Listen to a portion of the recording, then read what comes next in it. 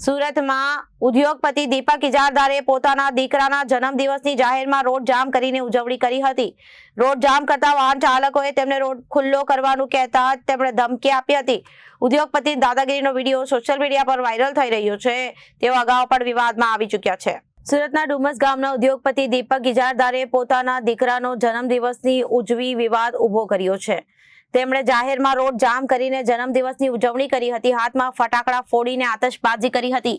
તેમની પાછળ રહેલા એક કાર ચાલકે રોડ ખુલ્લો કરવાનું કહેતા તેમણે દાદાગીરી કરી હતી. તેમના બોડીગાર્ડ પણ વાહન ચાલકો સામે દાદાગીરી કરી હતી. વાહન ચાલકોએ રોડ ખુલ્લો કરવા હોર્ન વગાડ્યો તો ઉદ્યોગપતિ દીપક ઇજારદારે ધમકી આપી અને વાહનોને પેટ્રોલની ટાંકી પર ફટાકડા ફોડવાની ધમકીઓ આપી હતી.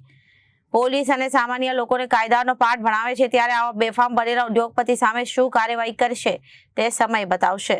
તેમણે કરેલી દાદાગીરીનો વિડીયો પણ સામે આવ્યો છે અને દીપક ઇજારદાર અગાઉ પણ વિવાદમાં આવી ચૂક્યા છે. Reporter Arvind Rathod, Janadesh news, Surat.